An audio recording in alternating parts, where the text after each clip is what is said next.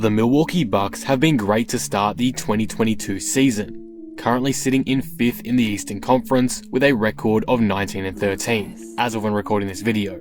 But to be fair, they're only a couple of games back from the first-seeded Nets. Even after a slow start, where Milwaukee was below 500 after 10 games, they've gotten a rhythm now, and are looking like one of the clear favourites to win the Eastern Conference this season. Unfortunately for Milwaukee, however, there's been a challenge they've been facing all season, and it's unclear whether they'll be able to overcome it to assert themselves as legitimate title favourites and give themselves the opportunity to go back-to-back. So, in today's video, I'll be discussing that said challenge, the question it raises with the Milwaukee Bucks going forward, and overall, what it means for one of the league's best units. Before we start, if you're new here and enjoy this video, please be sure to subscribe for more NBA content like this. I'm trying to reach 18,000 subscribers by the end of the year, so all support would be greatly appreciated. Anyway, with that all being said, let's talk about the Milwaukee Bucks. As I mentioned, the Bucks have been overall fantastic throughout the first 2 months of this season. After a slow start, Milwaukee have now picked up the pace, comfortably sitting above 500. This is due to a range of factors. The most obvious factor that's contributed to the turnaround of Milwaukee as of late, and is keeping them in the first seed hunt, is their overall offense. Milwaukee currently has the 9th best offensive rating in the league, and that's thanks to efficient shooting and a great ability to generate open 3-point looks, with Milwaukee currently a top 10 team in the league in 3-point percentage, true shooting percentage, and 3-pointers made and attempted per game. Giannis's gravity forces the defense to collapse on his drives, and if a shot isn't there for him, he's able to find the open man with his much improved playmaking. It's been a key to Milwaukee's success early on. Milwaukee's defense is again consistently elite in 2022 too, with them once again a top team in terms of defensive rating.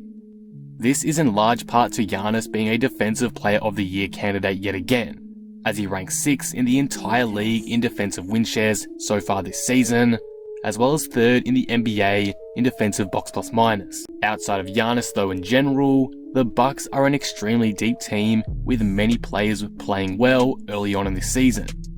After a slow start due to some nagging injuries, Chris Middleton is back in all-star form, averaging 19 points, 6 rebounds and 5 assists in his last 10 matches on 39% shooting from deep. Jrue Holiday has also been excellent, with his perimeter defense and playmaking continuing to be critical to assisting Giannis on the floor, averaging 17 and 6 assists a night. The second unit and other supporting cast features around Giannis and the Big Three have also been really quality for the Bucks so far. Grayson Allen is a brilliant shooting option for this team, coming up clutch on a number of occasions already this season, shooting 42% from 3 on the year. Pat Connaughton has also been lights out from deep, 42% from deep, and Bobby Portis has continued to provide his veteran presence and tenacity on both ends of the floor.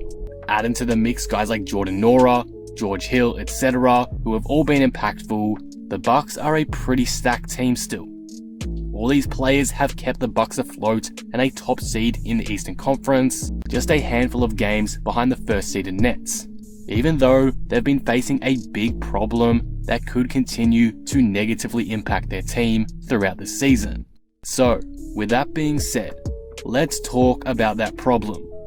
To cut to the chase, that problem is the Bucks' health.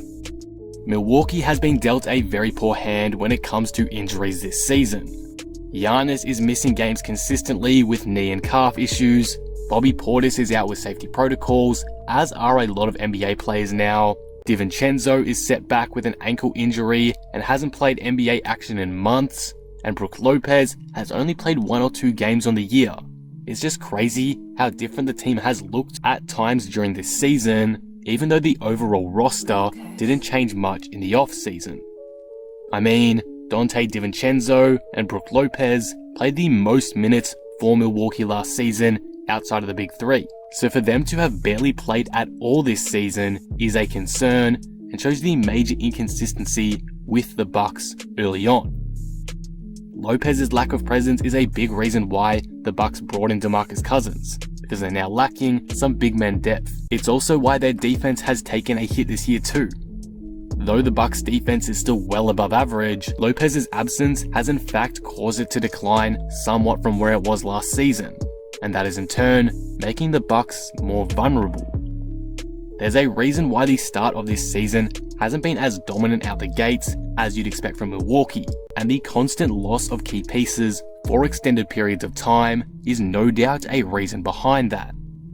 The starting lineup has constantly changed throughout the year, making it difficult for the team to get into a rhythm. The depth around Giannis that makes this team so dangerous nowadays has faded a bit because of these injuries. As a result, even though the Bucks have still been really great, even through these troubles, it's obvious they can be way better, and it does raise some worries about the future of this season for the Bucks if they can't get back to full strength before the playoffs. The stats in particular back that statement up. When the big three of the Bucks play, that being Giannis, Chris Middleton, and Jrue Holiday, Milwaukee has a record of 11-1. That means without all three of those guys playing together, Milwaukee has a record of 8-12 as of when recording. To me, not only is that an encouraging sign somewhat for Bucks fans, but also a bit of an unnerving one. It just further indicates how dominant this team is when they are healthy, and shows why they'll be the team to beat come playoff time out east. But it also shows how vulnerable and plain beatable they are when they aren't at full strength.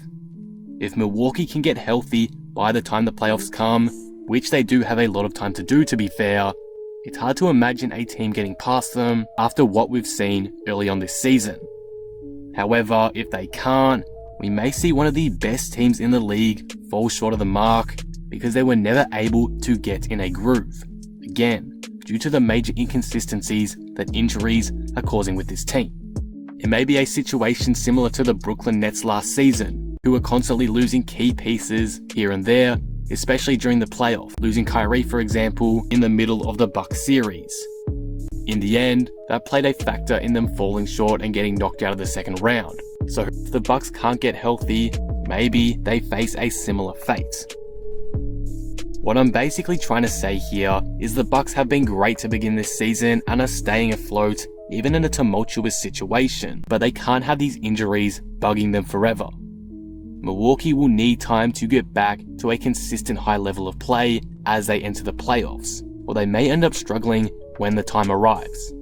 We've seen that this season with Chris Middleton for them, who took about 10 games or so after coming back from injury to get into the swing of things, which is why his averages on the year so far are down compared to last season and the year before. To put it simply, these injuries are holding the Bucks back early on, and the big question it raises for them going into 2022 is, can they ever get back to full strength? With setbacks and the virus running rampant, it's a bit of a wait and see. But with a lot of time, the Bucks should be okay. But again, who really knows? Don't get it twisted though. The Milwaukee Bucks are still easily the team to beat in the Eastern Conference so far this season, maybe outside of Brooklyn, especially when they're at full strength. The only question is, can they get consistently healthy to make sure it stays that way? That is what I'm not too sure about, and it's why I've decided to discuss this concern with you today. And that will conclude the video. What do you guys think of this? Are the Bucks the best team in the East to you? Will injuries continue to hold them back this season, or can they turn it around and get healthy come playoff time for a chance to go back to back? Let me know all your thoughts down in the comments below. If you enjoyed this video, be sure to leave it a like and subscribe. But with that being said, I am out. Peace.